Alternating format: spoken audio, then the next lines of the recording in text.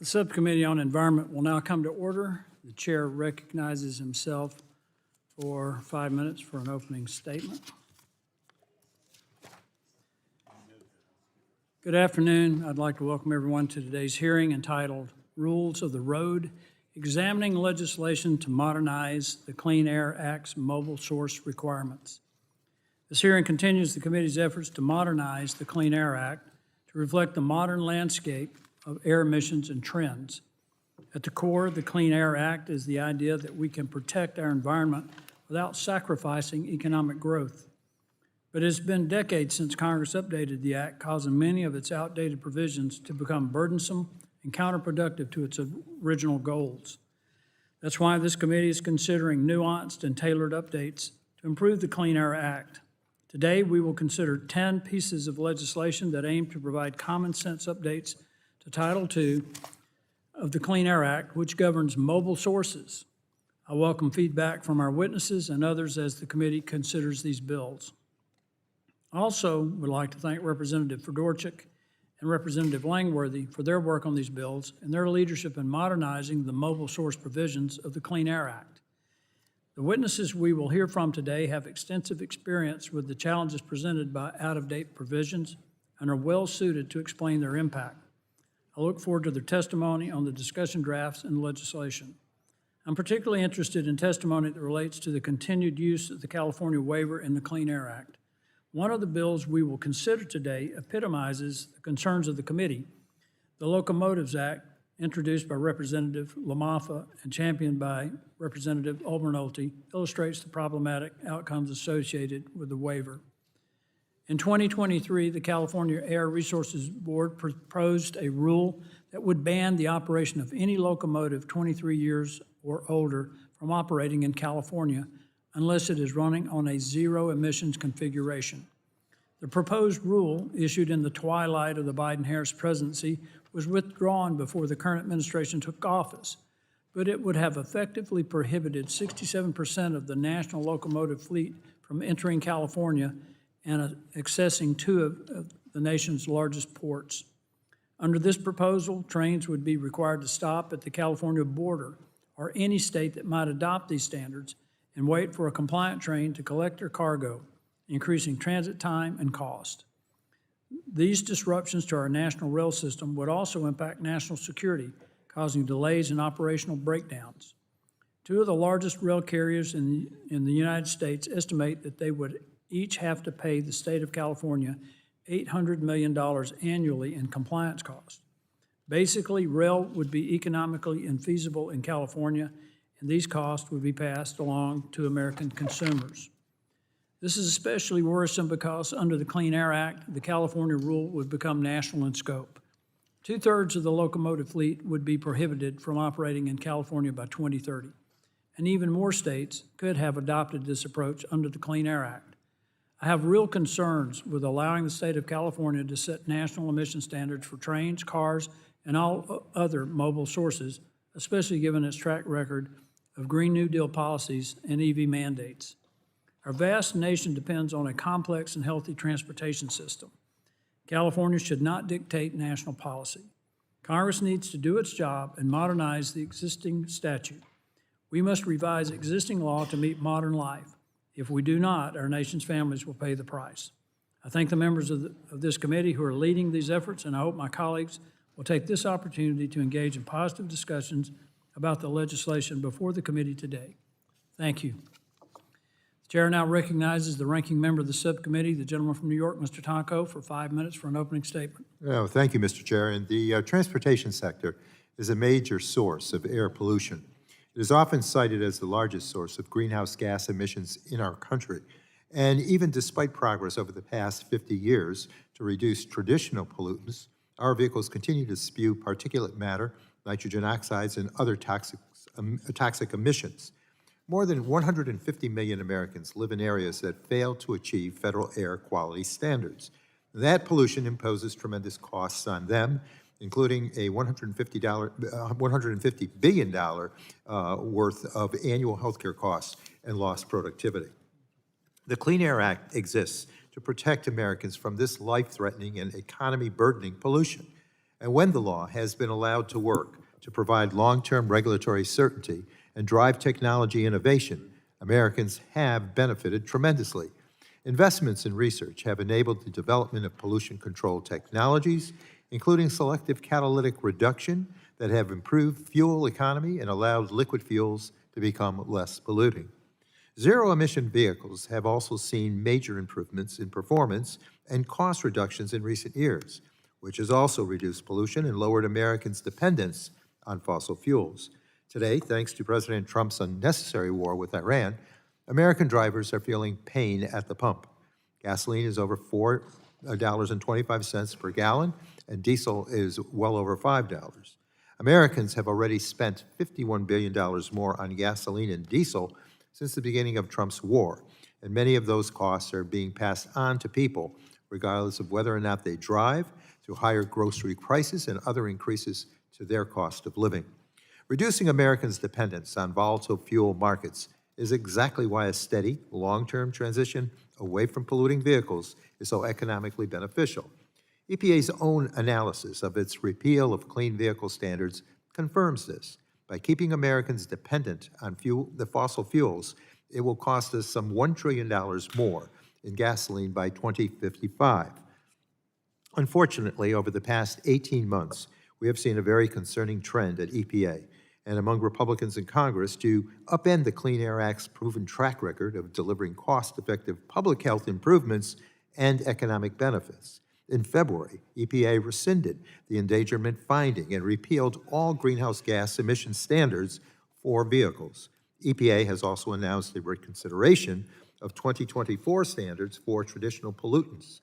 These and other recent vehicle standards have reduced fuel consumption and enhanced efforts to grow a competitive domestic industry to build advanced vehicles, batteries, and emission control technologies. This regulatory upheaval is on top of Republicans' enactment of last year's big ugly bill, which repealed incentives for zero-emission vehicles, making it harder for Americans to afford new and used clean cars and insulate themselves from oil price spikes. Electric vehicles have 60% lower fuel costs and significantly lower maintenance costs. And yet, the majority seems committed to making it more difficult for people to buy affordable, American-made EVs. Undermining Clean Air Act protections is not the answer, especially at this time of Trump's gas hike. Americans' wallets are under pressure, and efforts to double down on proposals that undermine fuel economy and pollution standards, like many of the bills before us today, will all but ensure Americans continue to purchase unnecessary amounts of fuel at over $4 per gallon, while also needing to access more health care for the additional air pollution they will breathe. While I have concerns with most of the bills being considered today, I would like to express my support for H.R. 2140, Congresswoman Matsui's bill to authorize EPA's DERA program. DERA has a long track record of success using incentives to take the most polluting vehicles off the roads and lower costs for Americans. This is an example of the type of bipartisan bill that we should be advancing to reduce air pollution and deploy new, innovative technologies. With that, Mr. Chair, I thank you again. I look forward to today's discussion, and with that, I yield back. Chairman yields back. The chair now recognizes the chairman of the full committee, the gentleman from Kentucky, for 5 minutes for an opening statement. Thank you, Mr. Weber. I want to thank the Chairman Palmer, the full committee for holding this hearing, and thank to our witnesses for being here. Since last year, the Environment Subcommittee has been examining ways to modernize the Clean Air Act by reducing burdens and costs associated with building new energy generation, advanced manufacturing, and needed infrastructure while continuing to protect the environment and health and human health. Today, we're taking another step in our efforts to modernize the Clean Air Act by examining 10 pieces of legislation that would update how vehicles, engines, and other mobile sources of air pollution are regulated. Nitrogen oxide emissions from heavy-duty diesel trucks have decreased by more than 92% over the past 25 years, but important safety and cost-benefit concerns have come to light following EPA emission control requirements that have been imposed on diesel engines. These requirements can cause trucks, buses, and other heavy-duty vehicles to slow down or stop working entirely. EPA Administrator Zeldin recently issued guidance on ways farmers and truckers can improve safety and reduce costs as an interim step. But we will be considering today several potential legislative fixes that will provide a more durable solution for farmers, truckers, and others who rely on heavy-duty diesel engines to keep our economy running. Today, we're also examining legislation reigning in California's attempts to impose an electric vehicle mandate on the railroad industry, which would have devastating consequences for interstate commerce. I look forward to hearing from our witness on how these bills on today's agenda would eliminate overly burdensome requirements that drive up transportation costs and limit choices for drivers and consumers. And thank you, Mr. Chair. I yield back. Thank you, Mr. Chairman. The gentleman yields back. The chair now recognizes the ranking member of the full committee, the gentleman from New Jersey, for 5 minutes for an opening statement. Thank you, Mr. Chairman. I wish I could say we were coming back from the Memorial Day recess to address the high gas prices American families are facing this summer, but instead Republicans are choosing to put forth a slate of bills that I think are only going to make matters worse. Gas prices hit a 4-year high around Memorial Day weekend, and my Republican colleagues remain content to just sit back and do nothing while Trump continues to wage his reckless war of choice in Iran. If the Strait of Hormuz remains closed, gas prices are projected to continue to soar. And diesel prices are also skyrocketing, having increased nearly 50% since the start of the war. The impacts are being felt by our farmers, home builders, and manufacturers, as well as the truck, rail, and freight industries. Increased fuel costs are being passed on to American consumers through higher prices for groceries and other goods, and this is on top of price hikes from Trump's disastrous tariffs. So it's no wonder that in April, inflation rose to a 3-year high, and yet Trump says he does not think about Americans' financial situation. Adding insult to injury, since the start of the war, Republicans' big oil buddies earned a $40 billion boost in profits, while hardworking Americans have spent more than $51 billion more on gasoline and diesel fuel. And to make matters worse, the Trump administration has repealed the landmark endangered finding, the legal foundation of federal climate protections. And with this repeal, the administration is also repealing all clean vehicle standards, forcing Americans to rely on higher polluting vehicles that could cost them over $1 trillion more at the pump. Now, the transportation sector is the largest source of climate pollution in the United States, threatening public health and welfare through increased exposure to extreme heat, ground-level ozone, extreme weather events, wildfires, smoke, and more. Passenger vehicles, heavy-duty trucks, and locomotives also emit particulate matter, nitrogen oxides, and volatile organic compounds into the air, leading to respiratory disease, cardiovascular disease, and even premature death. And these are serious health consequences that would have been avoided with longstanding Clean Air Act standards. But today we're considering bills that undercut these clean air protections and force Americans to use even more fuel while increasing pollution. For example, H.R. 6200 attempts to eliminate cost-saving, efficient, and innovative technology that helps save American families money at the pump. There's also a discussion draft that would block restrictions on idling school buses, wasting fuel, and exposing children to dangerous air pollution. Then there's H.R. 3194 that attacks states' abilities to meet air quality, public health, and climate goals by blocking them from setting more protective standards for older, dirtier locomotives in use today. And Republicans are also dredging up a bill that would further drag us backwards in cleaning up and modernizing our transportation sector. In stark contrast, we also are considering H.R. 2140, the Diesel Emission Reduction Act led by Representative Matsui, which reauthorizes a longstanding bipartisan program to cut pollution from legacy diesel engines. And through the DERA program, EPA administers grants and loans to projects that help replace and retrofit dirty diesel engines around the country. EPA estimates that DERA projects help generate $8 billion in health benefits between 2008 and 2018, and I am pleased that this bill is up for consideration. And the success of DERA demonstrates the importance of investing in clean technologies.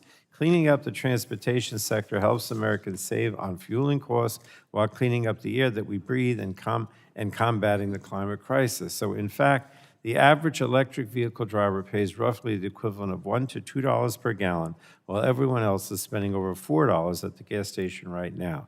So at a time when Americans are hurting financially, we should be looking to cut costs for hardworking families. And I am disappointed that the Republican bills seek to block these cost-effective policies in favor of doubling down on Americans' reliance on volatile and expensive fossil fuels. With that, Mr. Chairman, I yield back the balance of my time. Gentleman yields back. We will now conclude with member opening statements. The chair would like to remind members that pursuant to the committee rules, all members' opening statements will be made part of the record. We want to thank our witnesses for being here today and taking the time to testify before this subcommittee. The witnesses will have the opportunity to give an opening statement followed by a round of questions from members. Our witnesses for today are Fred Ferguson, President and CEO of the American Bus Association; Catherine Garcia, Clean Transportation for All Campaign Director, Sierra Club; Jacqueline, is it Gelb? Is that how you say that? Okay. President and CEO of Truck and Engine Manufacturers Association; and James Conde, that one I can do, James, partner Boyden Gray PLLC. We appreciate you all being here today. I now recognize Mr. Ferguson for 5 minutes to give his opening statement. Mr. Ferguson. Thank you, Mr. Weber, Mr. Palmer, Ranking Member Tonko, and members of the subcommittee. Thank you for the opportunity to testify today. My name is Fred Ferguson, and I serve as the President and CEO of the American Bus Association. We represent the private motor coach, charter bus, and group travel industries across North America. I'm here to offer support for the Bipartisan Buses Act sponsored by Subcommittee member Representative Langworthy. There is currently no uniform federal idling standard for commercial passenger vehicles. As a result, states and municipalities have adopted a patchwork of varying local restrictions that interstate operators must navigate daily. The Buses Act would set a uniform idling floor using EPA guidance to promote safety and eliminate this patchwork. This debate is not about whether unnecessary idling should be reduced. Our industry supports cleaner air, newer equipment, lower emissions, and limited idling. The question is whether local governments should be allowed to punish federally regulated passenger carriers for the limited engine operations and the need to keep people safe while complying with federal regulations. A motor coach is not a passenger car. It is a federally regulated commercial passenger vehicle carrying our seniors, students, workers, military personnel, tourists, and people with disabilities. These vehicles rely on engine operation to build air pressure for braking systems, suspension systems, passenger doors, wheelchair lifts, and HVAC to keep passengers and workers comfortable. Federal law requires drivers to conduct pre-trip inspections and confirm the vehicle is safe before it moves. That requires the engine to run, and a sufficient pre-trip inspection can take anywhere from 15 minutes and sometimes more depending on the features of the bus.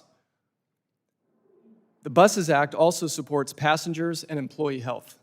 Many modern motor coaches are sealed passenger environments. In extreme heat, cold, or humidity, airflow and cabin temperature are directly connected to passenger and workforce health. This point is not coming just from us or from our passengers. This week, SMART, a union representing professional motor coach operators and transportation workers serving New York City and the greater region, sent a letter raising serious concerns about the operational, workforce, and safety impacts of New York City's idling enforcement framework. In parts of the city, motor coaches face a 0-minute idling rule, and in other parts of the city, they have between 1 and 3 minutes of idling time. Neither reflects the reality of safely placing a federally regulated passenger vehicle into service or promoting safe conditions inside the cabin. Similarly, transit buses, taxi cabs, ride shares, trains, planes, all other movers of people are not subjected to the same idling regime as the private motor coach industry, which calls into question some of the benefits the underlying program may create. New York City's system has also become a bounty program. According to public reporting, the city has paid many individuals over $500,000 per year through its citizen idling complaint program. This program targets the private motor coach industry for doing their job and complying with federally regulated rules. Buses are part of the environmental solution. A full motor coach can remove as many as 35 cars from the road. It reduces congestion, it moves people efficiently, and provides one of the cleanest forms of passenger transportation in the country. According to research, there's less carbon emitted per passenger mile by motor coach than all other forms of mass transportation, including trains, planes, van pools, ferries, and even transit buses. Lastly, buses bring business. Motor coach travel generates approximately $158 billion in total economic output. We support $50 billion in wages and contribute over $27 billion in taxes to federal, state, and local coffers, a significant contrast with some of the other operators of buses that don't pay any taxes at all. The Buses Act, it's a safety solution. It does not eliminate anti-idling laws, it does not authorize unlimited engine operation, and it does not weaken clean air goals. It establishes a reasonable federal floor while preventing bounty-style enforcement mechanisms tied to bus operations. Thank you for the opportunity to be here today. Ms. Garcia, you're now recognized for your testimony. Good afternoon, Chairman Palmer, Ranking Member Tonko, and members of the Subcommittee for Environment. My name is Catherine Garcia, and I am the director of Sierra Club's Clean Transportation for All campaign. I live with my family in Washington, D.C., and I'm the mother of a 6-year-old son. I am honored to speak on behalf of our millions of members and supporters today, particularly those who experience severe air quality issues living near highways, ports, and rail yards. These freight hubs are often located where Black, Latino, and low-income people breathe in toxic pollution from diesel trucks and buses every day. At the Sierra Club, we're focused on accelerating the nation's vehicle fleet to cleaner cars, trucks, and buses, and trains. And our bedrock environmental law, the Clean Air Act, is crucial to this work.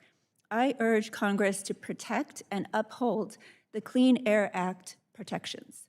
Today, I'm here to discuss the importance of urgently addressing 3 crises that are impacting our members: affordability, air quality, and climate. One of the best tools we have for addressing these issues is meaningful implementation of vehicle emission standards. The vehicle standards are most successful when paired with manufacturing investments that create jobs here in the U.S., and purchasing incentives that drive demand. When federal agencies were working to implement the Inflation Reduction Act, we saw overwhelming support by industry and experienced a manufacturing renaissance. That meant good jobs in your states. Folks in Michigan, Texas, Nevada, California, Kentucky, Georgia, and Ohio were benefiting from record job growth in clean energy, clean vehicle, and battery manufacturing and charging infrastructure assembly until last year, when President Trump and his administration made it clear that he wanted to prioritize his big oil buddies over the economic welfare and health of Americans. Last year, President Trump and the EPA repealed crucial standards that would steadily increase the availability of cleaner, more fuel-efficient vehicles.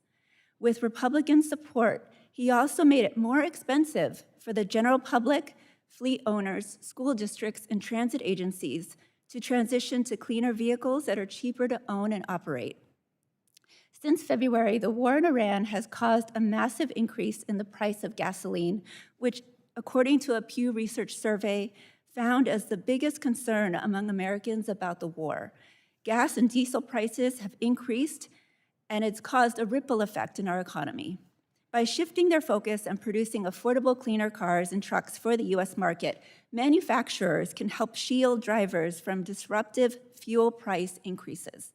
Here in the U.S., drivers are eager to purchase electric trucks by Daimler and Volvo and cars from Ford, GM, and Toyota if they were more affordable.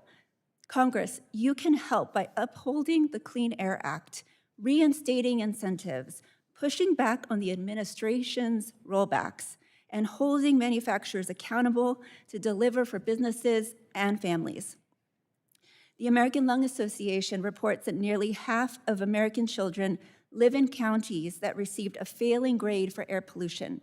Congress should fund programs that protect children. The Bipartisan Diesel Emissions Reduction Act, also known as DERA, has broad support across stakeholders and should be reauthorized since it has a long history of delivering cost-effective health benefits across the country. Last year, Congress overturned vehicle standards that states implement to protect their residents from harmful pollution. And this year, the EPA proposed a 2-year delay for criteria pollutant standards for cars and trucks. And I actually testified this morning at that EPA hearing, which continues tomorrow. Combined with some of the proposed legislation discussed here today, sustained attacks on clean transportation will continue to make kids sick. Decades of relentless lobbying by the oil industry has slowed clean vehicle innovation, which has resulted in the transportation sector becoming the largest source of carbon pollution. President Trump's egregious rollback of the greenhouse gas vehicle standards earlier this year means more polluting vehicles for decades to come and will continue climate-driven extreme weather. Thank you for the opportunity to testify, and I'm happy to answer any questions you may have. Ms. Gelb, you're now recognized for your testimony. Thank you. Chairman Palmer, Ranking Member Tonko, and members of the subcommittee, thank you for the opportunity to testify today on behalf of the Truck and Engine Manufacturers Association. I am Jacqueline Gelb, President and CEO of EMA, which represents the leading manufacturers of heavy-duty diesel engines and commercial vehicles operating in the United States. Our members build the trucks, engines, and equipment that move freight, harvest crops, construct infrastructure, support emergency response, and power essential sectors of the American economy. We have worked closely with Congress, EPA, and our customers for decades to develop technologies that achieve dramatic environmental improvements while maintaining the performance, durability, and affordability that our customers depend upon. Today, I would like to discuss the critical role that diesel exhaust fluid, or DEF, and selective catalytic reduction, known as SCR, play in achieving the near-zero emissions performance of modern diesel engines, and why Congress should support efforts to improve the customer experience while preserving these environmental gains. 25 years ago, EPA adopted a groundbreaking rule requiring more than a 90% reduction of nitrogen oxide emissions from heavy-duty diesel engines. Meeting those standards required unprecedented technological innovation and nearly a decade of development and implementation by manufacturers. The technology that makes those reductions possible is SCR. SCR uses DEF, a simple mixture of high-purity urea and deionized water, to convert smog-forming nitrogen oxides into harmless nitrogen and water vapor before they leave the tailpipe. The results have been extraordinary. Modern SCR systems routinely achieve greater than 90% NOx conversion efficiency. According to the US EPA, advanced diesel engines equipped with SCR technology have contributed a 76% reduction in NOx emissions from on-highway vehicles and a 42% reduction from off-road equipment since these standards were implemented. Together, those reductions account for nearly 79% of the nation's total reduction in smog-forming NOx emissions during that period. Importantly, SCR has delivered more than cleaner air. It has also improved fuel efficiency. By allowing engine manufacturers to optimize combustion while cleaning emissions downstream, SCR technology has reduced fuel consumption and lowered operating costs for truck fleets, farmers, contractors, and equipment owners across the country. This is one of the rare environmental technologies that simultaneously delivers cleaner air, better performance, and lower fuel use. However, SCR can only work when DEF is available. A typical heavy-duty diesel engine uses just 2 to 4 gallons of DEF for every 100 gallons of diesel fuel consumed. Without DEF, emissions can increase significantly, effectively reversing decades of environmental progress. That is why EPA requires manufacturers to provide warnings when DEF levels become low, and ultimately to limit engine performance if those warnings are ignored. While the goal of these requirements is understandable, experience has shown that some inducement strategies can create unintended operational burdens. Truck drivers, farmers, and contractors have reported situations where equipment can become stranded far from service stations, creating delays, costs, and potential safety concerns. Over the past year, EMA has worked constructively with EPA to develop practical improvements to these requirements. EPA's guidance issued in August 2025 and in January and March of this year provides manufacturers with greater flexibility to reduce operational disruptions while still ensuring DEF is on board and emission systems continue to function as intended. Manufacturers are already implementing updates consistent with that guidance. For that reason, we welcome the committee's efforts to codify EPA's common sense approach through the Diesel Emission Fluid Flexibility Act. We believe it strikes the right balance between environmental benefits and operational efficiencies. We also strongly support reauthorization of the Diesel Emissions Reduction Act, or DERA. DERA has a proven record of placing safer and cleaner vehicles on the road. It remains one of the most effective and bipartisan clean air programs in the federal government. In closing, the story of SCR and DEF is a story of American innovation. Together, manufacturers, regulators, and customers have achieved dramatic reductions in diesel emissions while improving fuel efficiency and maintaining the productivity our economy requires.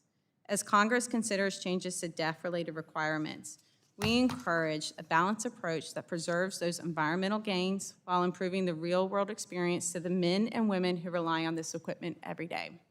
Thank you for the opportunity to testify, and I look forward to your questions. Chair recognizes Mr. Condi for 5 minutes for his testimony. Chairman Palmer, Ranking Member Tonko, members of the subcommittee. My name is James Conde, and I'm a partner at the law firm Boyd & Gray, PLLC, a boutique law firm founded by former White House counsel and Clean Air Act lawyer extraordinaire C. Boyd & Gray. I have been working on Title II issues for over a decade now. Title II is nearing retirement age. It goes back 60 years to the 1965 Motor Vehicle Pollution Control Act. That year, Martin Luther King marched to Selma, and the United States sent the first ground troops to Vietnam. In 1965, 4 in 5 American families already owned at least one car. These cars were affordable and some were powerful. Just the year before, Ford had released the iconic 1964.5 Mustang. These cars were cool but not clean. They spewed black clouds of hydrocarbons, soot, and nitrogen oxides. They had no catalytic converter, no computerized engine controls, no oxygen sensor, and no fuel injection. And they used leaded gasoline, a potent neurotoxin. Diesel heavy-duty trucks were even dirtier. The result was smog. Photochemical smog was a particularly serious problem in the Los Angeles basin. Because of the area's sunlight, bowl-like geography, and wind patterns, LA is prone to photochemical smog. As Judge Janice Rogers Brown memorably put it, in the 1960s, the air in the Los Angeles basin was so thick with smog that a mountain, or even a nearby mountain range, could simply disappear. Those days are well behind us. Since 1970, manufacturers have reduced smog-forming emissions from new cars and trucks by over 99%. Leaded gasoline has disappeared from the pump. Severe smog advisories, which used to plague LA, have dropped to near zero. In sum, Title II has accomplished its goal. We have clean cars and trucks. But the bureaucracies empowered by Title II keep moving the goalposts to justify ever more expensive regulation. During the last administration, EPA in California attempted to use Title II to shift the entire transportation sector to electric vehicles, including everything from sedans to freight trucks that need to carry tens of thousands of pounds and travel hundreds of miles per day. These standards were out of touch with reality. Even by EPA's accounting, they would have cost over $1 trillion and delivered negligible improvements in actual air quality for Americans. Fortunately, Congress stepped in and passed bipartisan legislation to block California's electrification mandates. This failed regulatory push has resulted in one of the greatest misallocations of capital in U.S. history, with over $100 billion in write-downs in electric vehicle investments so far. This regulatory overreach is a good inflection point to reform Title II. Here are 3 suggestions for Congress. First, Title II needs to be cleaned up. Title II is over 100 pages long and contains many outdated provisions and programs pertaining to vehicles and fuels in the 1970s or 1990s. Congress should repeal provisions that have outlived their purpose. Second, California's waiver needs to be reformed. The extreme smog that justified the highly unusual waiver in the 1960s is a thing of the past. In my view, Congress should simply repeal California's waiver authorities going forward for future model years, placing California on an equal footing with every other state, consistent with the principle of equality among the states. Third, Title II should clearly prohibit EPA from considering electric vehicles when setting standards for internal combustion vehicles. Seismic industrial policies should be debated and enacted, if at all, by this body and not EPA. I welcome your questions. I thank all of you for your testimony. We will now move to the question and answer portion of the hearing. Chair now recognizes the gentleman from Ohio, the chairman of the Energy Subcommittee, Mr. Latta, for 5 minutes for his questions. Well, thank you, Mr. Chairman, and thanks to our witnesses for coming before the subcommittee today. Mr. Conda, last Congress, we passed the CARS Act, which seeks to prevent the EPA from implementing any future vehicle emissions regulations that would mandate certain technologies or engine types. We have heard testimony today claiming the current administration is solely responsible for the decrease in electric vehicle purchases. Would you expand on your point about the auto manufacturers' write-downs and what this is about Americans' interest in buying certain cars unless the government mandates them or takes the alternative away? Sure. So I can speak to the point that manufacturers are not selling electric vehicles because of a change in policy. I don't think that's frankly true. I think they're started underwriting their investments, and the sales started flatlining even while the mandate was still in place.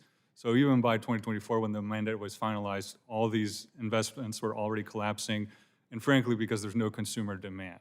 So there's a niche market for electric vehicles, luxury cars in certain areas of the country, but it's just not something that's going to take off in this country, at least in the foreseeable future. Well, I think you made a point when you said about consumer demand, and one of the things I've always said is I think that the American people should drive whatever they want. If they want to drive an internal combustion engine or they want to drive an EV, that's up to them, but the mandates coming from Washington usually don't turn out very well for the consumer. Let me continue, Mr. Conda. You also stated in your testimony that the Environmental Protection Agency under the last administration weaponized Clean Air Act under Section 202A to force powertrain changes. Do you believe it's appropriate to use this section to eliminate new motor vehicles with this type of authority? No, absolutely not. And we're in litigation on that precise question in several cases. This is a major question of the kind that the Supreme Court has been clear as committed to this body, to Congress, and EPA cannot, without clear authority, mandate an entire shift to a new, to electrification of the whole motor vehicle fleet. We had the same issue exactly in West Virginia versus EPA, where the Supreme Court said you can't mandate a shift from coal to solar and wind. The same issue applies here. So it's illegal, and we're glad that President Trump is stopping it. Thank you.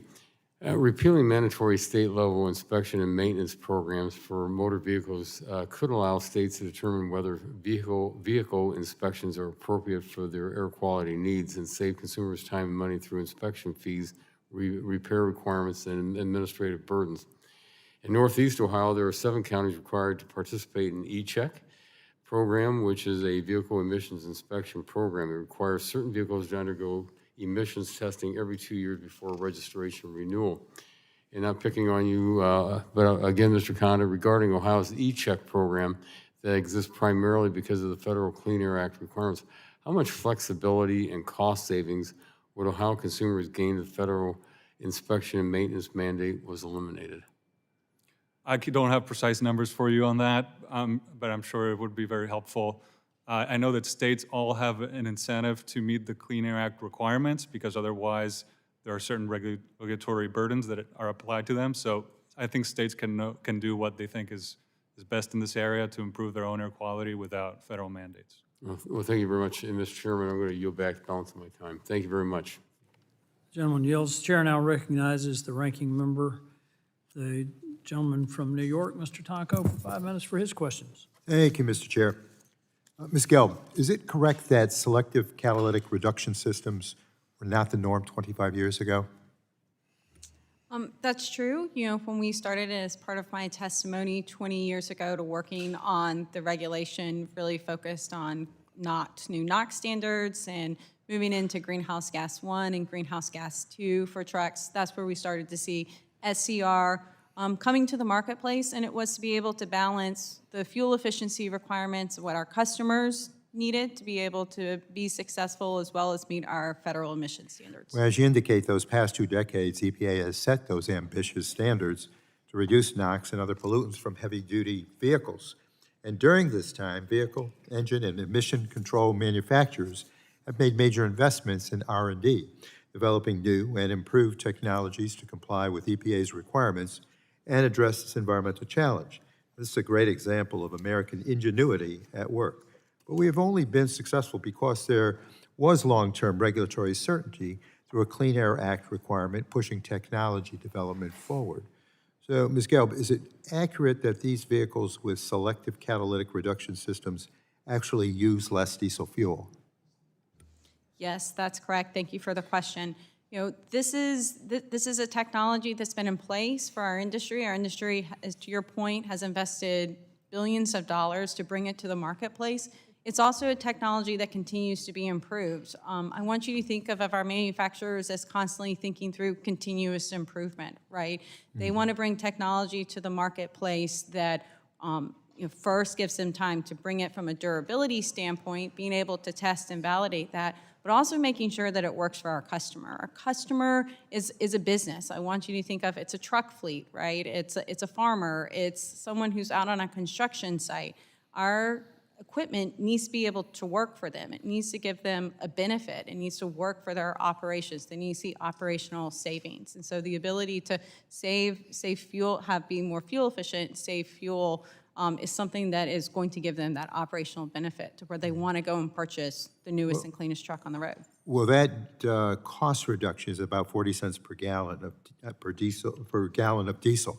And so progress was made, but if a vehicle is not properly supplied with diesel exhaust fluid, can that actually result in higher NOx emissions? Yes, it could, Congressman. That is also, when this technology has been engineered by our manufacturers, it's been engineered over a period of time where it's now fully integrated into the system of that piece of equipment. So just as we think of powertrains as the transmission and the engine are linked to each other, the SCR system is the exact same way. This is not a bolt-on technology. It's not something we can take on, something we can take off. So having DEF, making sure that that system works properly, gives some fuel savings, but it's also making sure that it's taking care of the components, the health of the components. So there is a challenge then of relying upon vehicle operators to make certain the equipment is being used correctly and the public health and environmental benefits of these systems are being fully realized, which is why inducements are necessary. I know there will be members that will say, well, look how much progress we've made in reducing vehicle emissions. Our cars are clean enough already. But it's clear that if we fail to enforce Clean Air Act rules, that progress can quickly be eroded and evaporated. So, Ms. Garcia, there are still many people, especially those living near ports and highways and distribution centers, that are dealing with high levels of pollution. Why is it critical for these communities that we maintain strong Clean Air Act public health protections that do indeed promote innovation? Thank you for the question. Yes. So one of the things that I want to point out here is that for decades, every time industry has engaged in rulemaking, they have exaggerated the cost that it would cost for transitioning to a cleaner type of vehicle. Just for example, in the 1970s, my fellow panelist here, Mr. Conde, mentioned that in the 70s, before catalytic converters, there was a terrible smog problem in the LA basin. That is true. But those manufacturers in the 1970s argued with EPA and demanded that the vehicle regulation be weakened and dragged their feet until EPA was successful with passing regulation. And now we have catalytic converters in combustion vehicles. This is the same story we have seen decade after decade after decade. Manufacturers have continued to push back against regulations. So given that we have distribution centers all over the country, we have highways dividing communities, we have homes in the shadows of overpasses, the Clean Air Act has not gone far enough. We need stronger regulations, and as you mentioned, we do need certainty. As we speak, members of the community are telling EPA that we need to continue to uphold the Clean Air Act, and we need to uphold and implement the standards that are in place. I thank you for that, and with that, Mr. Chair, I yield back. Madam Chair, I yield back. Thank you. Thank you, sir. The chair now recognizes the gentleman from Texas for his 5 minutes of questions. Thank you, Madam Chair. I would certainly say we got an upgrade. Mr. Conde, in 1967, amendments to the Clean Air Act allowed the federal government to raise preemption for the state of California. While this may have been necessary at the time, your testimony highlights that California's waiver is presently outdated, and I'll say way outdated. Can you explain to what California's current waiver authority impacts the emission standards and regulations in other states, as well as interstate commerce at large? Yeah, so in 1967, Congress enacted a particular waiver authority that's pretty unique that allows California to set emission standards within its state. But then in 1977, Congress further amended the act to allow other states in the country to adopt California standards. And this in practice means that California has a veto over manufacturer production decisions in about 1/3 of the market, which effectively means the whole national market.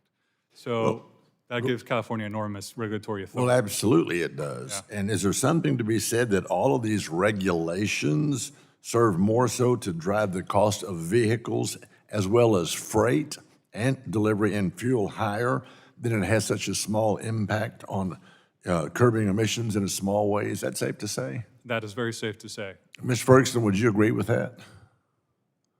Yes, I would. Okay, thank you for that. I'm going to come back to you, Mr. Conde, I think is where I'm going next. I have a district along the Gulf Coast of Texas that is home to several key waterways. We have 7 ports, a lot of manufacturing, a lot of refining on the Gulf Coast of Texas. We serve as a lifeline to not only our country's energy export, trade, and also import in a lot of things, and import a lot of trade in there in the Gulf Coast of Texas. As such, our inland waterways remain an absolutely crucial linchpin to our nation's transportation sector. Can you explain some of the effect that California emission waivers could have even on ocean-faring vessels? Yeah, so California has a rule requiring ocean-going vessels to essentially electrify when they stop at the Port of Los Angeles, for example, and the ports in California account for about 40% of the freight moved in the country. So pretty much every ocean-going vessel moves through California, and essentially that requires vessels, even foreign flag vessels, to adopt equipment to electrify that they currently don't have and spend millions of dollars just to dock at the Port of Los Angeles. And can you imagine the amount of paperwork and the expense from a legal document, whether there's attorneys involved? I think any other attorneys on the panel? Okay, so you're safe right now. So imagine the amount of paperwork that's involved in trying to make sure that all of these other vessels, these companies, whether they're from the United States or they're from, as you pointed out, an ocean flag vessel, rather from across the seas, if you will. What about the amount of expense? What does that do to the price of the goods? It has a substantial increase in the cost there because it's not just California, but there's also similar European regulations that are out now that are making it extremely difficult to be a global company. Well, I appreciate that. Ms. Ferguson, I'm coming back to you. Thank you for being here today. You highlighted the significant investment in technological advances in cleaner equipment than motor coaches now utilize. For instance, you mentioned that, quote, since 2000, nitrogen oxide emissions from motor coaches have declined by approximately 98%, which is a significant industry achievement compared to previous decades. However, certain state regulations, talking about California, now we're going to move over to New York City, for example, continue to alter those very standards that y'all are aiming for. What does the future hold for y'all's industry? That's a Texas word, y'all. What does the future hold for y'all's industry if there's no uniformity found with respect to motor coach emissions? Well, a modern motor coach, you all may not know, it's a $650,000 piece of equipment, highly technological, highly innovative, and not cheap. And to procure vehicles, to manage your fleet, you need significant capital at your disposal. And to deploy your capital, you need long-term certainty. And what's happened, with CARB in California is different engine model year requirements have gotten out of whack, where we have an EPA standard that requires one set of capital expenditure plannings that California, through some of their regulations, have completely changed. And California, similar with shipping, is a huge market for motor coaches. Okay, I appreciate that. Madam Chair, I yield back. The gentleman yields. The chair now recognizes Mr. Pallone for his 5 minutes of questions. Thank you. My questions are of Ms. Garcia. A number of the bills considered today, I believe, would actually drive up expensive fuel use while undermining critical Clean Air Act public health protections, as I said in my opening statement. So first question, Ms. Garcia, what do higher fuel prices mean for Americans, and how are these costs rippling through our economy, if you will? Thank you for the question. As I mentioned in my testimony, since February, President Trump's war has caused a massive increase in the price of gasoline. Drivers are dreading the trip to the gas station and calling it pain at the pump. Today, on average, gas is over 4.26 per gallon, and diesel is about 5.41 cents per gallon. The persistent fuel price increase has had a ripple effect across the economy, impacting the widespread market for manufactured goods, such as cars, medical supplies, clothing, and household items. Even more troubling, big oil is using geopolitical chaos as cover to drive prices up and deliver massive windfall profits to their shareholders. From groceries to housing to rising fuel costs and utility payments, families are paying more for everything. And transportation is the second highest household expense after housing. In much of the country, the cost of transportation is determined by the necessity of owning and paying for fuel, insurance, and maintenance. And these expenses are adding up every year, placing a significant burden on working families. And I'll note, earlier in the year, EPA initiated a rulemaking to roll back the CAFE standards, the fuel economy standards. This is actually making it so drivers are paying more per gallon, per mile that they drive. And so at a time when fuel costs are skyrocketing and many people would choose to pay less for gas, they would choose to buy more fuel-efficient vehicles, they would choose to have an electric vehicle, it's actually harder for them because manufacturers are not delivering on that demand. But Republicans have, I say they've waged a war against homegrown clean energy policies and technologies that lower costs for Americans. So, look no further than the repeal of all clean vehicle standards, which you've already talked about. So let me ask you, how do strong clean vehicle standards and incentives help cut costs for Americans? Yeah, thank you for the question.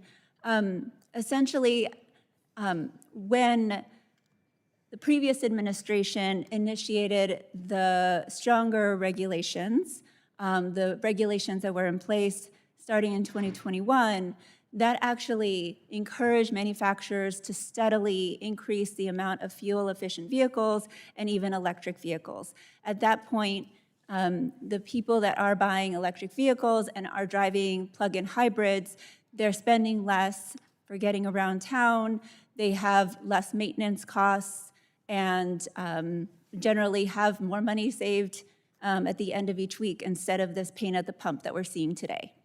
So, my point that I keep making is that, consumers save money if they're using clean vehicles. Meanwhile, prices keep going up because of the Iran war of the Trump administration.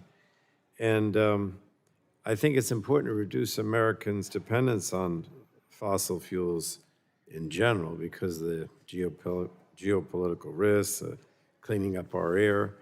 And we should be working to restore and expand common sense measures like, what you mentioned with clean vehicles, just for not only for cost purpose, but for the sake of health and of our communities. So unfortunately, many of the Republican bills discussed today go in the opposite direction, in my opinion. and I fear that Americans are going to pay the price. So thank you for your testimony. I yield back, Mr. Chairman. The gentleman yields. The chair now recognizes Mr. Joyce from Pennsylvania for his 5 minutes of questions. Thank you for holding this important hearing today, and to our panel for testifying. During the Biden administration, we saw unprecedented attacks on consumer choice in vehicles, putting into place emission requirements so stringent that they created de facto electric vehicle mandates. In addition, California attempted to use their unique Clean Air Act waiver to require a phase-out of internal combustion engine vehicles. Americans across our country, in states that followed California's standard, were faced with California bureaucrats attempting to ban them from purchasing affordable, reliable vehicles based on radical principles rather than the reality of what the consumer wanted and what the consumer could afford. Thankfully, Congress successfully blocked these efforts with 3 CRAs, including my legislation disapproving of California's Advanced Clean Cars 2 standard. However, there is ongoing concern that future administrations and regulations could once again impose unrealistic standards that harm consumer choice. Mr. Ferguson, in your testimony, you speak about how motor coaches provide transportation service in rural areas like I represent in central Pennsylvania, where rail or air options are often not the first choice. Do you agree that electric vehicle mandates applied to motor coaches would rather further limit transportation options, specifically in rural areas? I do agree. You know, the running cost for an electric motor coach is about double the cost of a regular motor coach. And who's going to incur that increased cost? Well, local business owners and ultimately their customers. And, you know, the primary Is that customer. going to potentially limit their ability to take a motor coach ride, maybe to get on a coach and come to Washington, D.C.? Well, you have the kind of the theoretical and the cost, but the reality is operating interstate motor coaches, you know, you're not on a closed loop, you're not in an airport circuit, you're not on even a transit route where charging can be more predictable. You know, when you have 55 passengers in the back and you're stopping for food, you know, where are you going to charge up? And how long is that charging going to take? And how long can your passengers wait as they're trying to get to field trips and school events and sports games? What are they going to do while you're, you know, filling up? So I don't think our industry is anti-electric vehicle. In fact, there's a lot of alternative propulsion technologies that we're interested in. It's all about that lead time of adoption and allowing them. And it's about the cost as well. Absolutely, and I think costs over time can become more predictable and manageable, but the market needs to dictate those decisions, not, you know, Not government. Mr. Ferguson, do you agree when jurisdictions like New York and like California impose these mandates that it has an impact across state lines, impeding the ability for what you were just talking about, for motor coach operators to provide that necessary transportation, those sporting event trips, those field trips? Does this impede that? We've got current research that shows 35% of East Coast motor coach operators, including many in Pennsylvania, are reducing trips into New York City because of the cost of complying with their regulatory regime. On average, it's about $50,000 in new costs that our small businesses are having to either swallow themselves or pass on to their customers. Mr. Conde, you discussed the successful bipartisan efforts to block California's EV mandate. In your opinion, did the successful passage of these CRAs do enough to prevent future attacks on consumer choice? It's a very helpful start, and we appreciate Congress's action there, but it is not sufficient. I know that, you know, if there is a second Biden 2.0 administration, they're going to try the same moves again. We're going to see the same capital misallocations and the same regulatory history happen once again, unless the Supreme Court clears up this issue, which we will ask it to do. But, you know, if the Supreme Court does not definitively decide this issue, we could use legislation to clear up and make sure that, you know, the next administration can't try the same move again. This committee has already taken positive steps to protect consumer choice and to push back on the burdensome regulations, and the bills under consideration today represent a much-needed modernization of the Clean Air Act. Thank you. With the remaining time, I yield back. The gentleman yields. The chair now recognizes Mr. Ruiz from California for his 5 minutes of questions. Thank you. I represent California's 25th Congressional District, the Coachella Valley, Imperial Valley, San Jacinto Valley, Pass area. These are communities where public health is a daily emergency, quite honestly, with the contamination of the air, because according to the American Lung Association's State of the Air report, Imperial County ranks 13th in the nation for ozone pollution and 18th for annual particulate matter. The Coachella Valley, Riverside County often gets a grade of F during their report cards as well. The Imperial Valley is one of the most polluted areas in the country. The Calexico Centro Heber corridor is already failing federal air quality standards, and in some stretches, particulate level runs 10 times higher than what the federal government considers safe to breathe. Diesel trucks on the I-10 and the State Route 111, cargo traffic through the Calexico port of entry, and dust blowing off farm fields have pushed pollution to levels that are not marginal violations. They are a public health emergency. As of 2019, asthma-related pediatric emergency room visits and hospitalizations in Imperial County were double the California state average, and the county's overall asthma hospitalization rate has remained nearly twice the statewide rate ever since. Imperial County also records amongst the highest rates of childhood asthma hospitalizations and emergency department visits anywhere in California.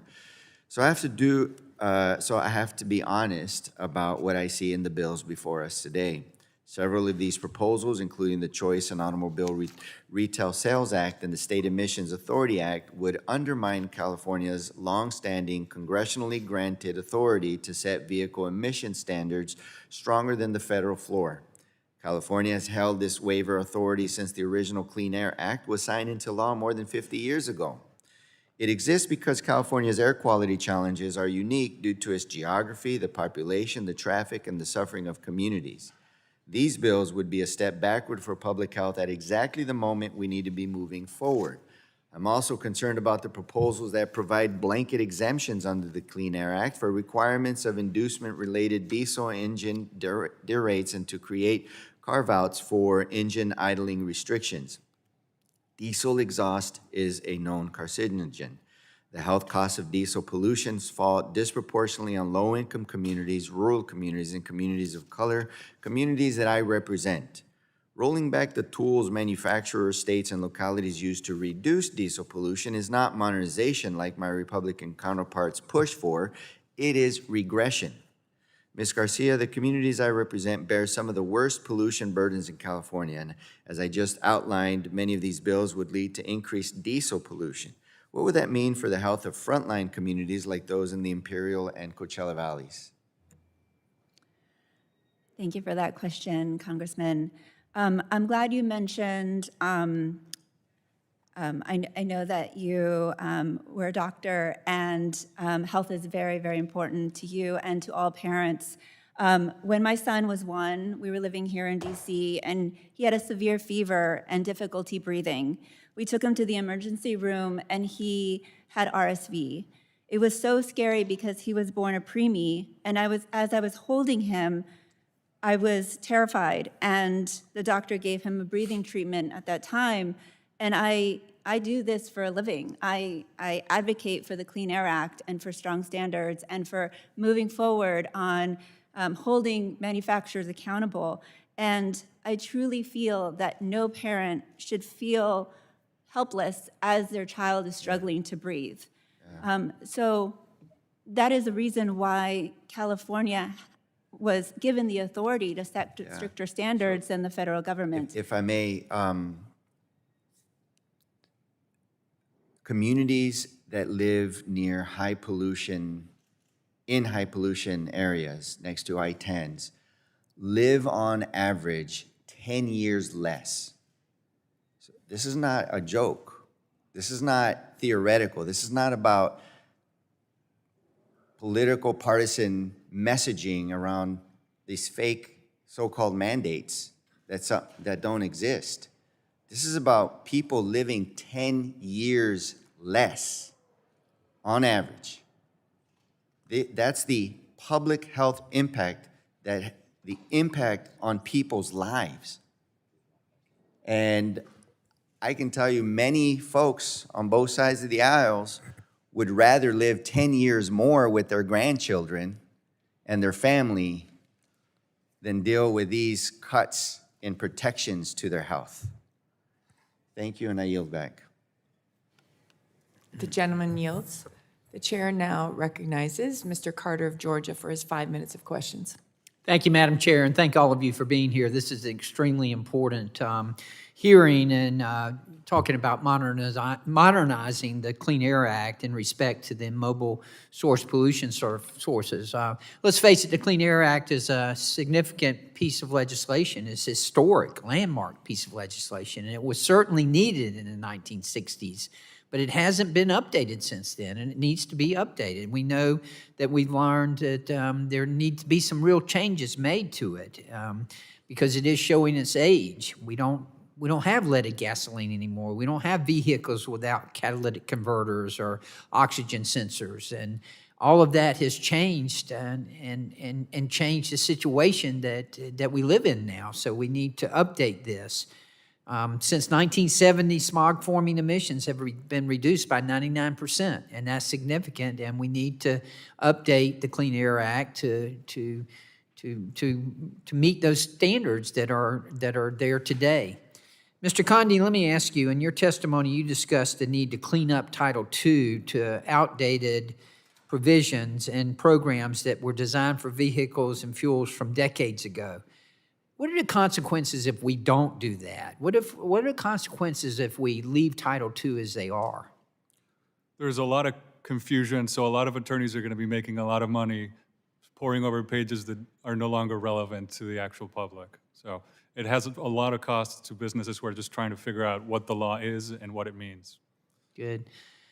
Mr. Ferguson, you brought up some pretty interesting points in your testimony, particularly regarding the challenges of bus operators that they face in places like New York City. Routine operational activities that are needed for passenger safety and even ADA compliance are now being weaponized and expanded through predatory citizen complaint programs, similar to what you just referred to. Mr. Ferguson, what can we do in Congress to ensure that bus operators are not taken advantage of for simply doing their job and working to keep passengers safe? Well, the Bipartisan Buses Act, which has been spearheaded by Mr. Langworthy and Mr. Gottheimer, is a great place to start. It gives operators the framework to complete their pre-trip safety inspections to allow time to get the systems, the sensors, the lifts, everything up and running as it should, which promotes and encourages safety in the operation of a motor coach, which on average takes about 35 individual cars off the road. Is this the Bus Idling Act that you're referring to? Yes, sir. Good. It seems to me like some of these oppressive policies stem from our outdated Clean Air Act and may actually lead to less bus travel and put more cars on the road. We could shoot ourselves in the foot, wouldn't you agree?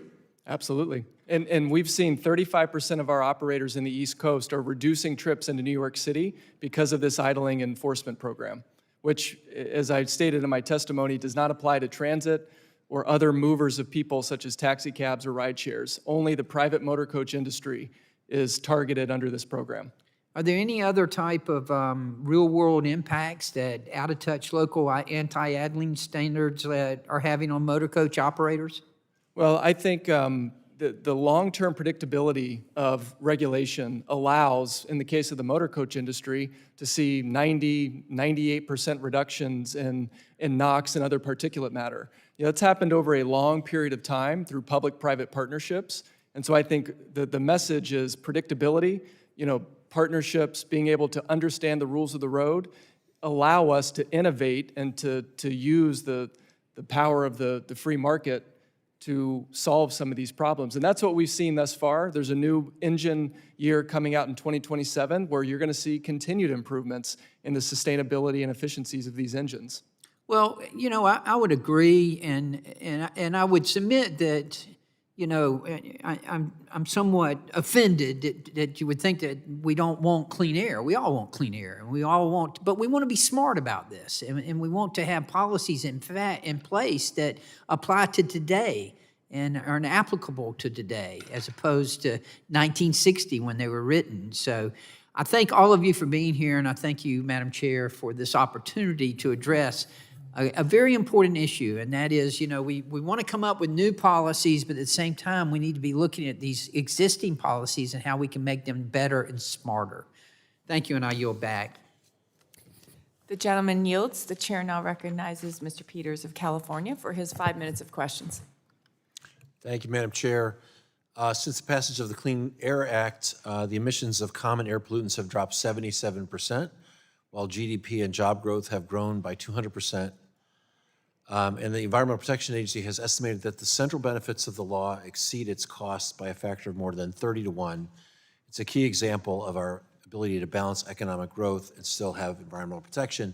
And I just want us to be conscious that throughout the history of this bill, these conversations were had by folks who said, we really can't make these restrictions or we will suffer great economic harm. And I think these trades have proven that they've not only supported economic prosperity, they supported innovation, have supported better health.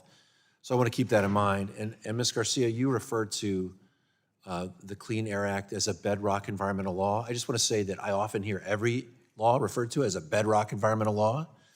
There are two. They are the Clean Water Act and the Clean Air Act. These are the bills that actually substantively prohibit the emission of pollution into the environment that can risk public health and safety. And I think we should really keep that in mind. These are really important.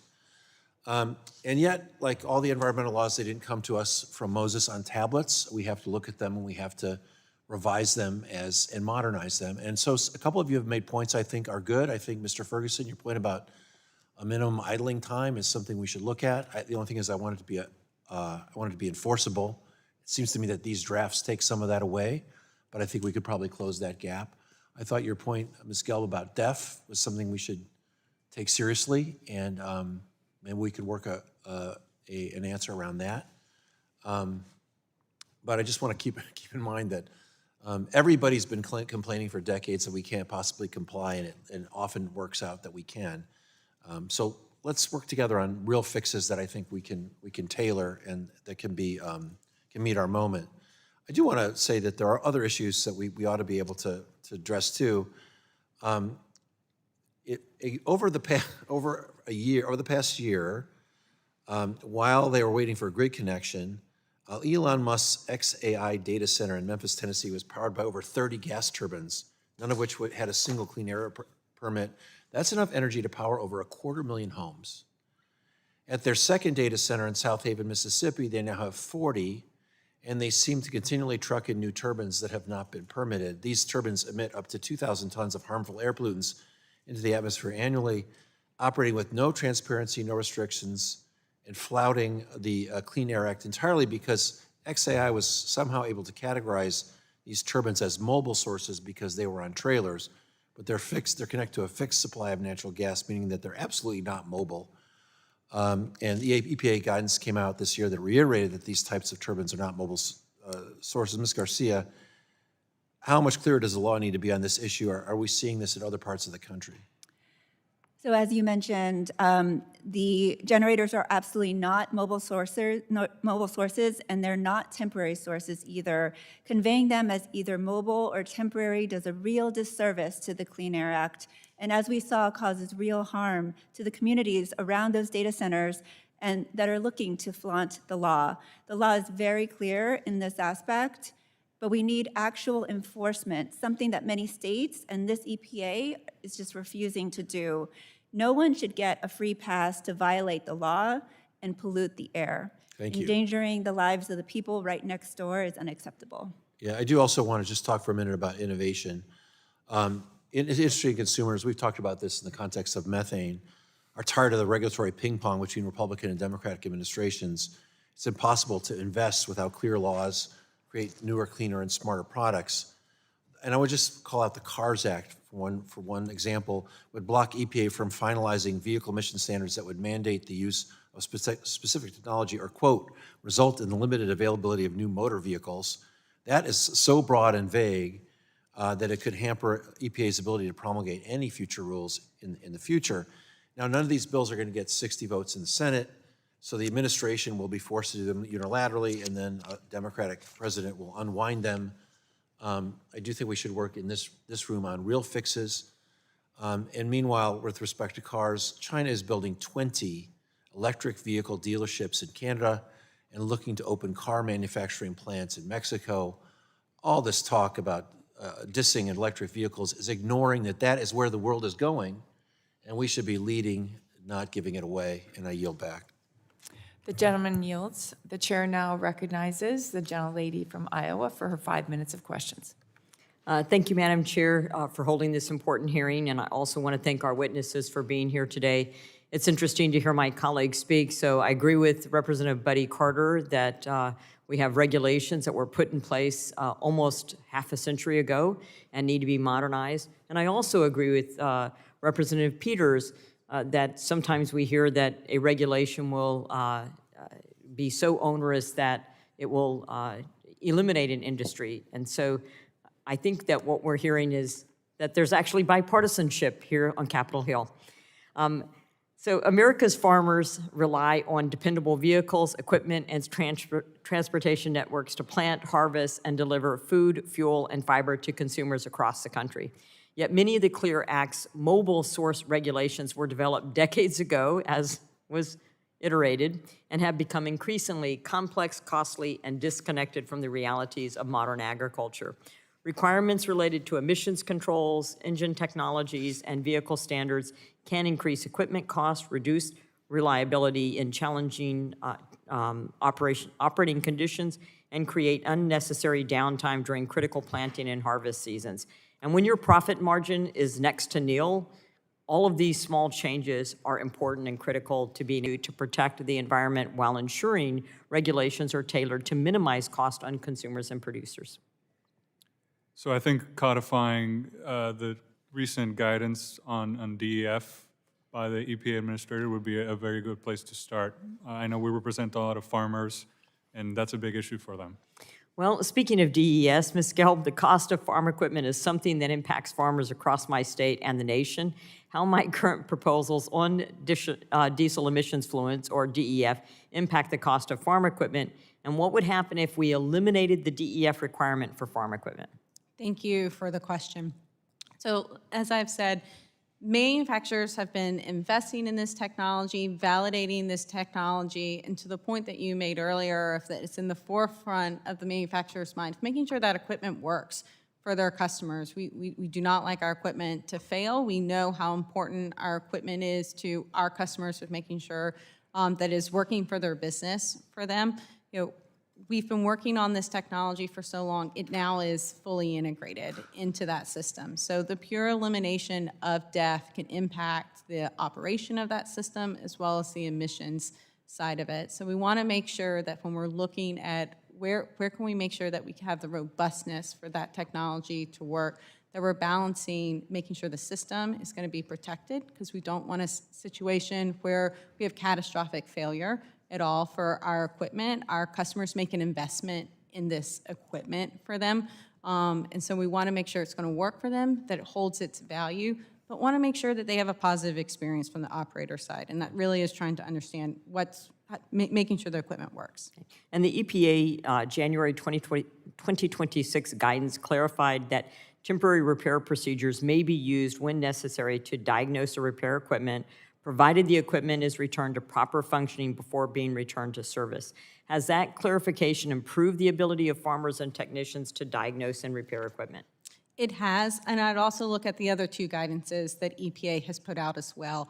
The August guidance from last year, which is now starting to be implemented and available to our customers from our manufacturers, is really trying to make sure of what you spoke about, those severe D rates, making it so that they don't get stuck in the field in the middle of planting season or harvesting season, as well as for trucks too. We don't want them stranded on the side of the road. It's making sure that they can they're notified that there's a potential inducement here, but they're able to get back, finish the job, and get back to a safe place with that equipment so it can be serviced and put back into operation. And farmers have asked for greater ability to diagnose and repair equipment in the field, to your point. EPA's approach gives them more practical repair flexibility while preserving the same equipment architecture, financing assumptions, and resale value expectations that support today's equipment market. Is that balance equipment owners have been seeking? Is that the balance they've been seeking? Or does more need to be done? From our standpoint, it's we want to make sure that they're able to make sure that equipment works for them. They're able to address it quickly. And from our standpoint, we see the EPA guidance being able to provide the flexibility from the manufacturer side to address it, but also making sure that it's improving that operator experience. Thank you so much. I yield back. The gentlelady yields. The chair now recognizes Ms. Berrigan for her 5 minutes of questions. Thank you, Madam Chairwoman. I represent the Port of Los Angeles, and I'm proud of the standards that we put in to help protect our community and help clean up the air there. One of my colleagues on the other side want to go after the port. I would welcome them to come to the port and see what we're doing. They want to talk about higher costs. We should look at the policies that they're supporting that are resulting in higher costs across the country.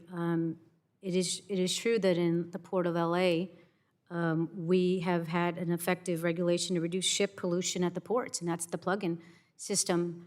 And so I'm proud of that. And there's other ways that ships can come into our port, even if they haven't put in the technology he mentioned. They can also install devices to capture their emissions, and in the long term, these ships are actually saving money from all of the fuel they would be burning just idling there. So it's something that I support. Ms. Garcia, in communities across my district, which includes the port, parents can see and smell freight pollution from nearby rail operations. California has been working to clean up rail emissions because no child should have to breathe that dirty air just because they live near a rail yard. How would the Locomotives Act undermine those efforts and affect public health in communities like mine? Thank you for the question. This proposal would give industry a pass at modernizing their technology and the efforts to reduce emissions from decades-old, outdated rail technology. And in fact, Sierra Club has been pushing for cleaner trains for many, many years.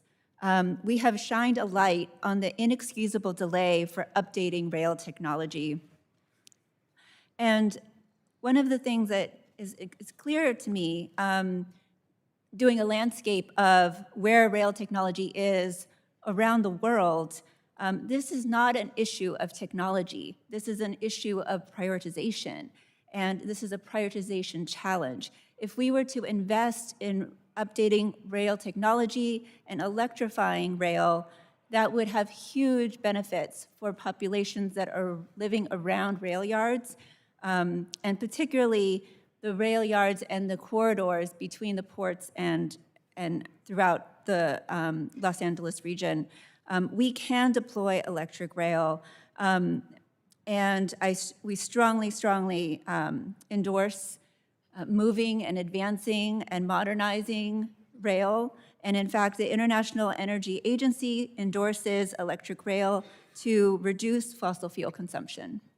Yeah, and in my district, we have a Pacific Harbor Line. They've been a national leader in deploying zero emissions locomotive technology at the ports of Los Angeles and in Long Beach.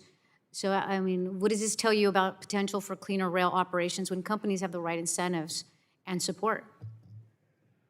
Yeah, absolutely. And there was incentives in the Inflation Reduction Act. There's been incentives and grants that are part of DERA that have updated and modernized locomotive equipment. So the technology is there. We just need to prioritize and push the industry to advance.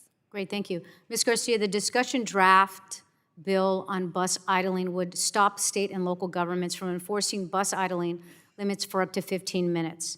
The other side is for states' rights when it's inconvenient for them, but not in this one. I can understand Mr. Ferguson's point about certain situations where commercial buses need to idle for a limited amount of time, but I believe that is up to state and local governments to strike the right balance based on specific situations they deal with. I know that in California, we have actually exemptions in our idling. There are no exemptions at all in the bill we're looking at. Even Utah has a idling law, and they have exemptions as well. This federal one we're looking at has nothing. Does that make any sense to you? It does not make any sense. And I think there can be an approach to take a smarter approach to fixing the issue.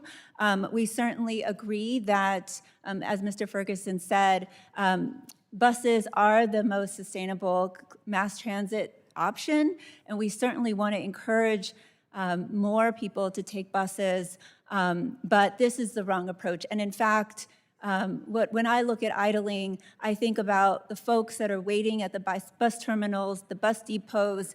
Mr. Ferguson mentioned that in the bus, there's protections for the people that are waiting on the idling bus, but certainly not outside of the bus.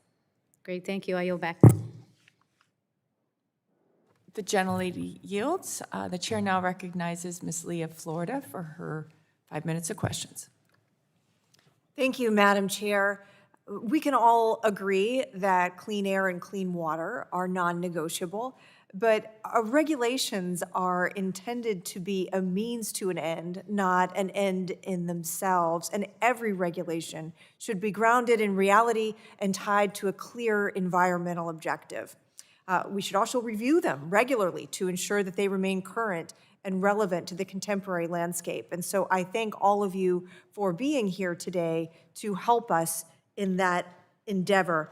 Mr. Conde, I'd like to start with you. I'd like to go back to the discussion of California's waiver authority and the kind of impact that that is having on the national market when manufacturers essentially have to build or manufacture to California specs and the effect that that has on regulatory costs in other states. So I am from Florida, and we are the third largest auto market in the country with 23 million residents, millions of vehicles purchased every year. Can you help us understand what repealing that waiver authority would mean economically for states like Florida? Yeah, so there's no question that since California began its regulatory push to electrify everything in about 2012, car prices have exploded. They've increased by 50%. The median car prices have increased by 50% since 2012, while incomes have only increased by half as much. So cars are becoming increasingly less affordable as automakers have to invest in sort of failed electrification policies. I think if California was out of the picture, consumers would be able to buy the cars they want and they would become more affordable. We've already seen that. In fact, prices have started to fall because of President Trump's deregulation. So I think cars would become more affordable to average middle-class Floridians.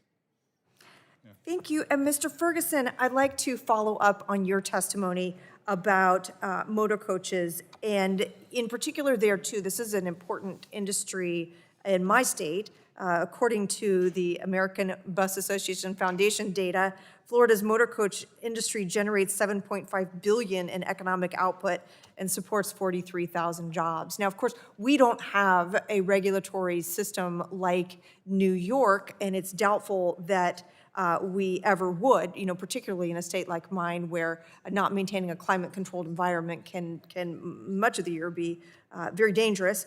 But I'm interested in you describing for us what this kind of limitation on idling, what this kind of regulatory burden has, not just on the motor coach operators, but also on the affordability of motor coach service for passengers. Yeah, it's important to highlight that motor coaches are regulated by the federal government. So the crux of the problem is the federal regulations require operators to do certain things. Doesn't matter if they're in New York or Florida. There's certain baseline things they have to do to promote safety, such as a pre-trip inspection that takes more than 0 minutes, takes more than 1 minute, takes more than 3 minutes, takes about 15 minutes. And in certain localities, we are unable to complete those pre-trip inspections without violating a local ordinance. And so for operators, who many of whom are based in New York, and maybe come to Florida or come from Florida and go up to New York, they're crossing state lines, they're going into different jurisdictions. The ability to comply with federal requirements and local requirements is a conflict. And so how do we resolve that? And that's what the Bipartisan Buses Act would do. And ultimately, we are focused on passengers, the drivers, and in the grand scheme of things, taking cars off the road.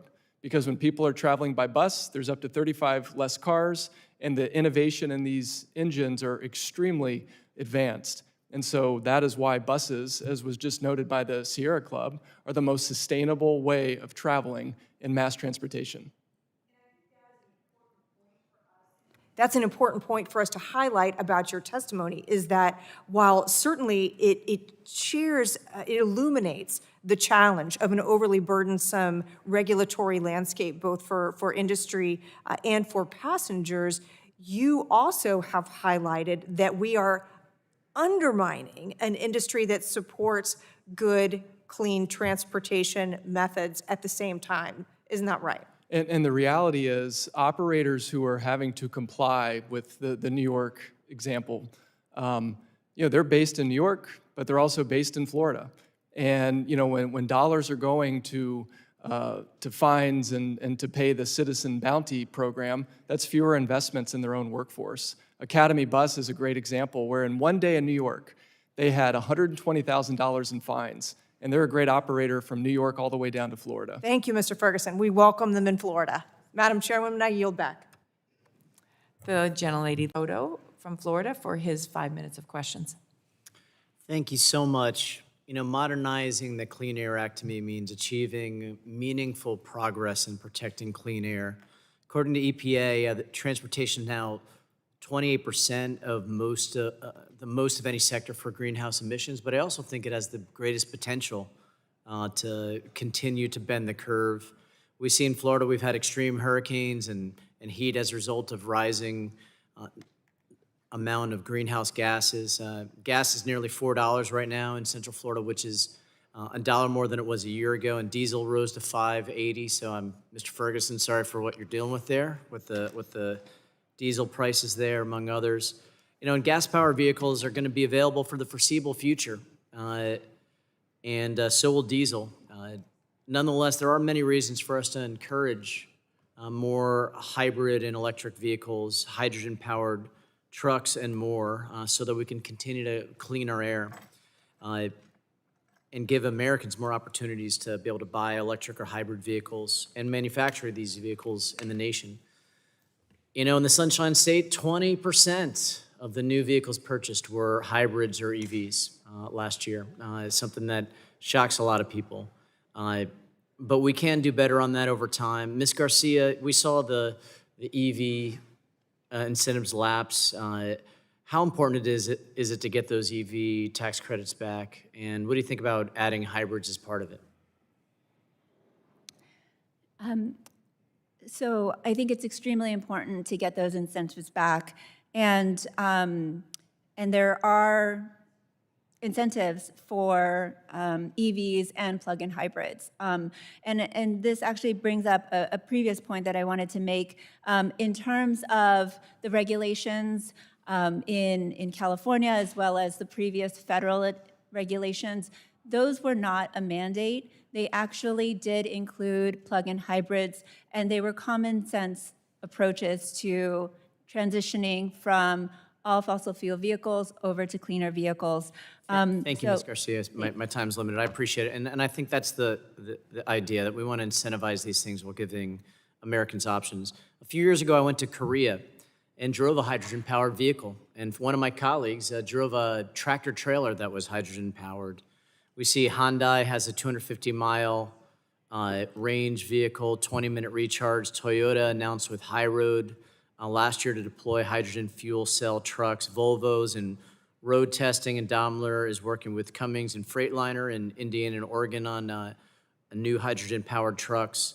Ms. Gelb, how far away you think are we as we get to the next 10, 20 years and seeing more hydrogen-powered truck, both engines and on the road? Thank you for the question. The big issue of just in any technology transition for our industry, no matter what it is, whether it's a new clean diesel engine, battery electric, hydrogen fuel cell, hydrogen ICE, from the standpoint, it's making sure that technology is going to meet the operational needs for our customers, but also when we start talking about alternative technology, battery electric, hydrogen, making sure the infrastructure is in place. Sure, and hydrogen's really probably has much more promise for the tractor trailers, it looks like at this point. It offers an opportunity to be able to go a longer distance. We have manufacturers, members that are looking at it, that are doing the research to see if it's something that they could bring to the market, that the market and our customers would like. Sure, this is progress over time. I appreciate it, and I yield back. The gentleman yields. The chair now recognizes herself for 5 minutes of questions.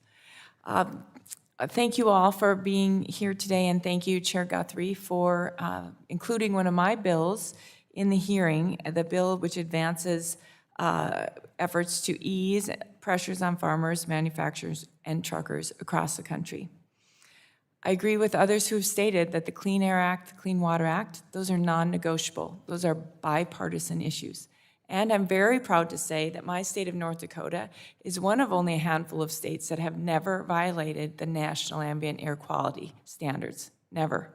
And that's despite being the third largest oil and gas producer in this country, a leading producer of electric power and exporter, and a ag producer that leads in 13 different ag products in this country. So we are very much a deliverer of products, and we still meet the ambient air quality standards. My constituents insist on it. But in my state, where agriculture drives our economy and long-haul trucking connects our communities, regulatory burdens on diesel engines have real consequences and costs for my constituents.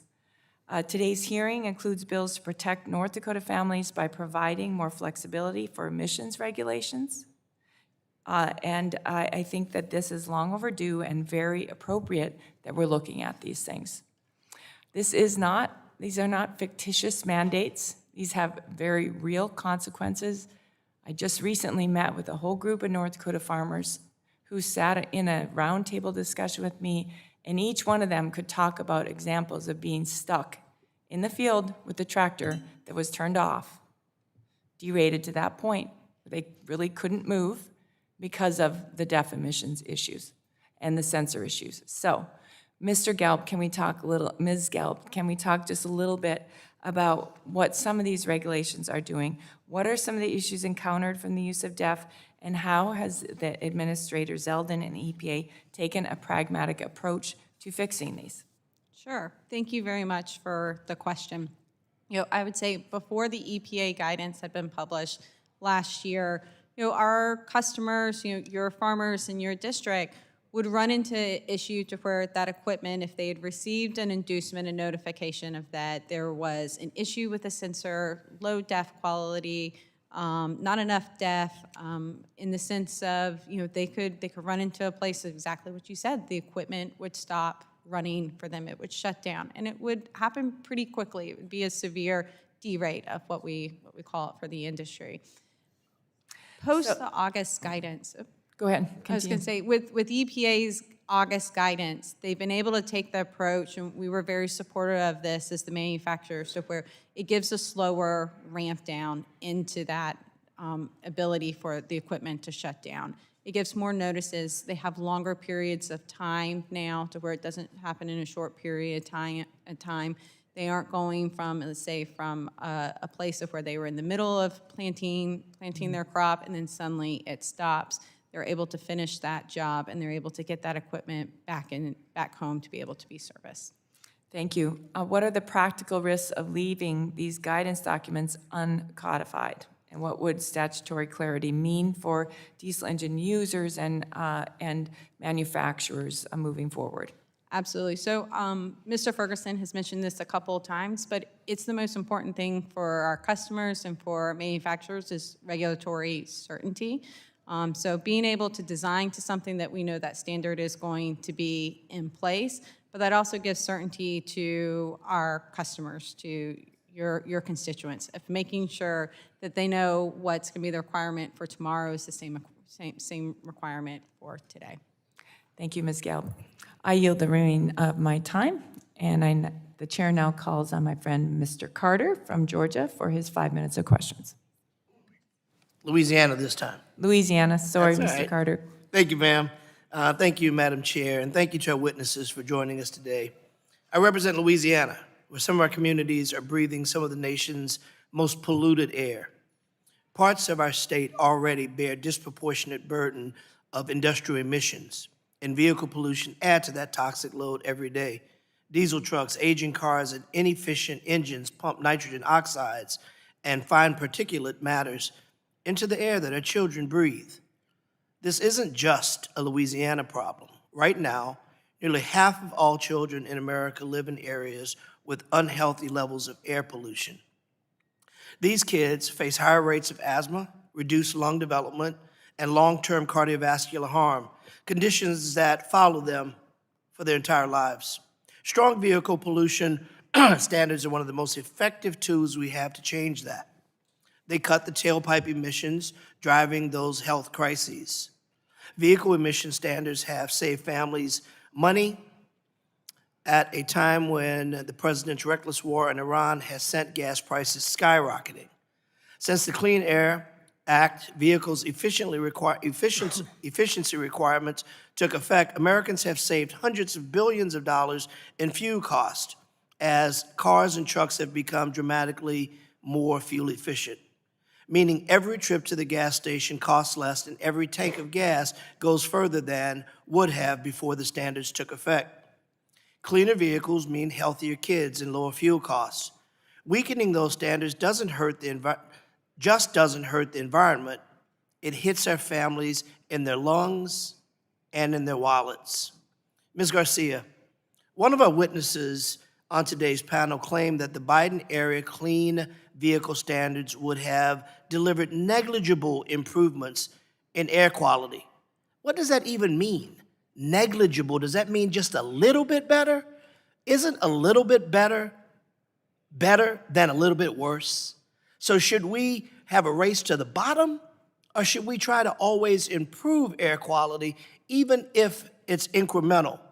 What would you like to say about that statement? Thank you, Mr. Congressman. So I think one of the things that we're seeing with the EPA and these rollbacks, these severe rollbacks, is that when they actually do the math and they're looking to see how this would affect the economy, how this would affect business, they aren't actually taking into account what this would mean for health. And in fact, President Trump does not even care about Americans in the fact that the EPA has removed health benefits from even being a part of the equation. So when EPA does its analysis, it doesn't look at how many lives would be saved, how many fewer hospital visits would occur after this rollback is implemented.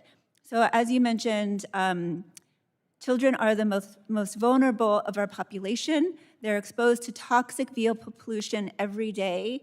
For example, when they go to school, many of the buses are diesel, and when they're walking and playing and exercising outside, they're exposed to these poisonous fumes.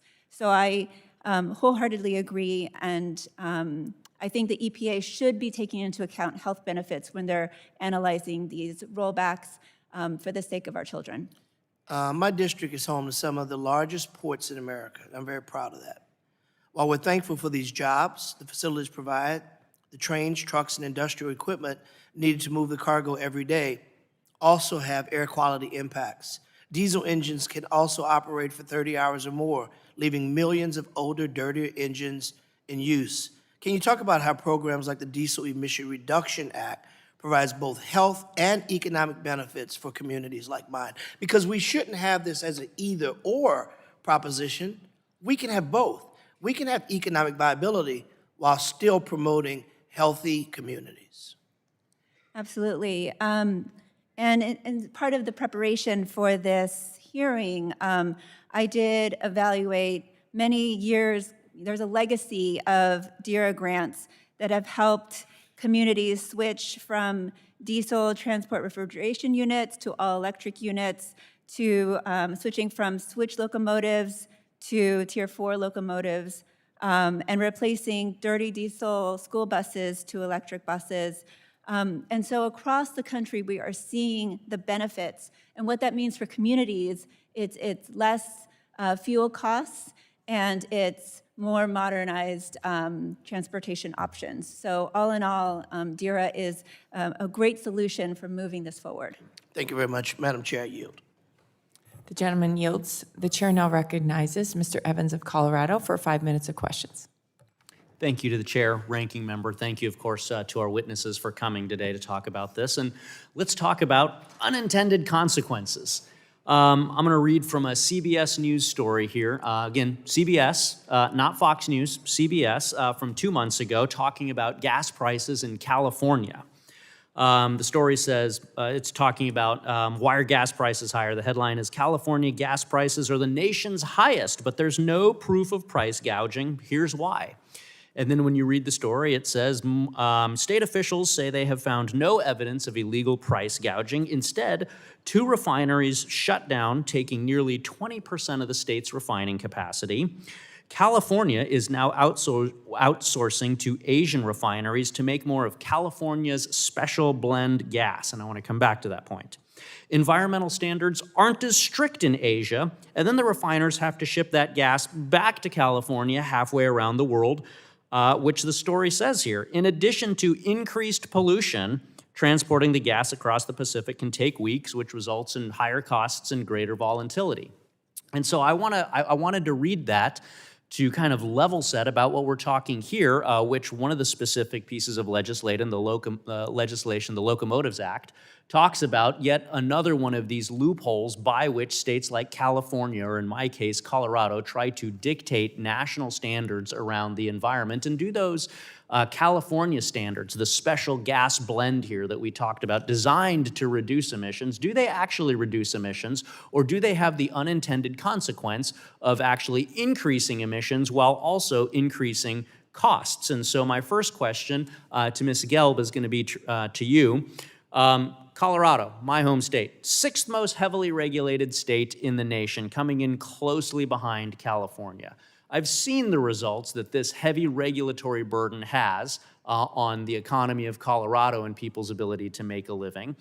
We just read what these California regulations, the impact it has on California. And so the Locomotives Act that we're talking about closes yet another loophole by which blue states like California and Colorado can try to force rail carriers to comply with California standards. And so, Ms. Gelb, the question to you is, would these California standards projected across the nation, would that actually protect the environment, or does that have the potential to result in what we just talked about, more unintended consequences that actually increase pollution by driving transportation, manufacturing, and the economy out of the United States to, as it says here, places like Asia where the environmental standards are lower? You get more emissions, more pollution, and we still lose the economy. So I know that's a long question, but does closing this loophole help us actually protect the environment by preventing these negative unintended consequences? Thank you for the question.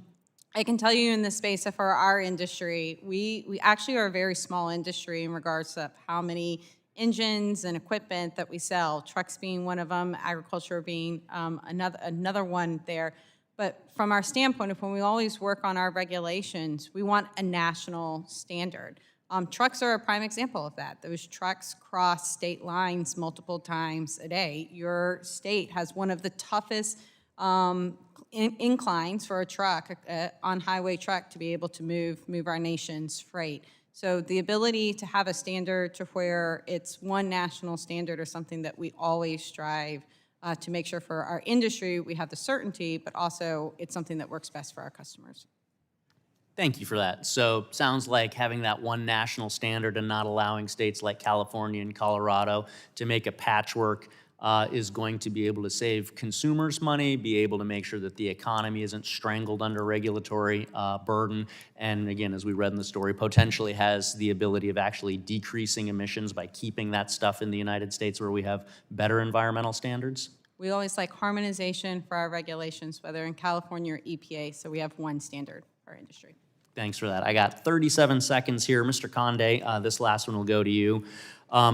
does things like restricting engine idling for school bus, does that actually move the needle on air quality, or should we look at other things like maybe preventing wildfires and reforming the exceptional events under the Clean Air Act to actually follow the science and find ways to actually reduce air pollution? 10 seconds. I think preventing wildfires is huge. Just to give you a data point there, light-duty vehicles only account for 1% of PM emissions, while wildfires account for a much bigger portion of PM emissions. So I think it's very important. Thank you for that. I'm out of time and yield back. The gentleman yields. The chair now recognizes Mr. Landsman from Ohio for 5 minutes of questions. Thank you, Madam Chair. I'll be quick because we got to go vote. But my wife and I have two kids. They're 14, 16. They use the public transit system now. But obviously, when they were younger, I guess not obviously, but they used a private, company that worked with the school district. So they've been on both. And the idling question is, one that I think about in the context of my kids and everyone else's kids, right? And we want to make sure that we're being smart about these policies. And so I appreciate the bipartisan hearing. Hopefully we get to a bipartisan place. These buses are, for the most part, diesel engines. And you got kids sitting on the buses, including mine. And the time in which the bus is idling, they are breathing in the air. And so the idling rules, Mr. Ferguson, you represent these bus companies. You'd agree that the idling rules are good. Yeah, Generally speaking. Operators do not want their drivers idling endlessly, because that's also money going out the door as well. Right, it's more fuel, also bad, in terms of the asthma. I mean, it just costs riders more, and it costs families more. A kid with asthma, it's very expensive. It's also heartbreaking. And then, the school districts, they pay more.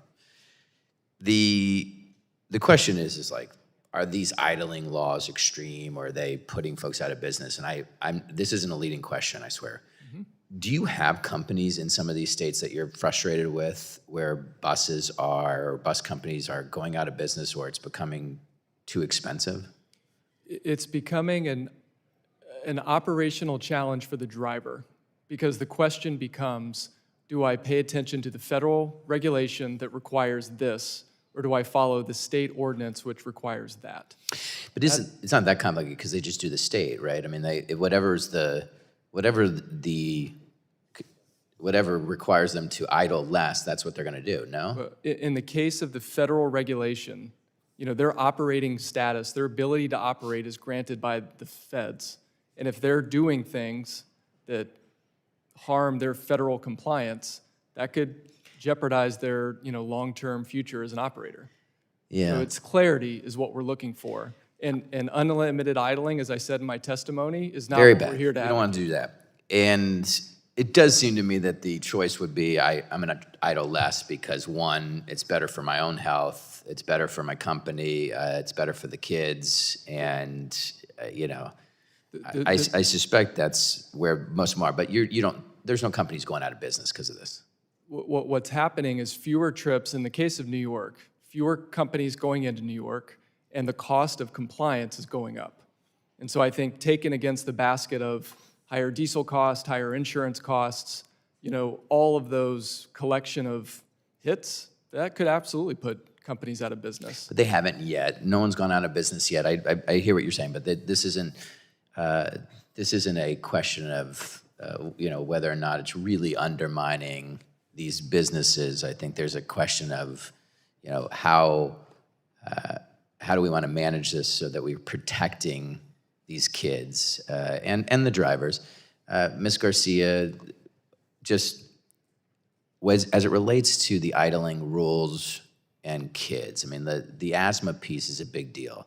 I mean, how expensive, if we were to pull back and just say, we're going to have this one standard and we're not going to just have states be able to decide because each state is a little different, the asthma rates go up or down? Asthma rates would go up. And much more expensive. Yeah, well, are you talking about the health cost of asthma? Yes, absolutely, the health cost would go up. I think the challenge for me is, and I think Mr. Peters said this, like, I think there is an opportunity to figure out a path forward. It's going to require Democrats and Republicans sitting in a room and having these conversations, which does not happen that often.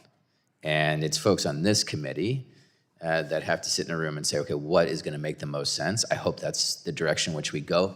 That said, I'm going to always think about as anyone would, we're going to think about our kids first. That's going to be the biggest priority. Thanks, I yield back. Thank you. All time has expired on the floor for votes, so we are going to have to draw this hearing to conclusion. I would like to thank our witnesses for being here today. Members may have additional written questions for you. I'll remind members they have 10 business days to submit additional questions for the record, and I ask that the witnesses do their best to submit responses within 10 days upon receipt of the questions. I ask unanimous consent to insert in the record the documents included on the staff hearing documents list. Without objection, that will be the order. Without objection, the subcommittee is adjourned. Thank you all.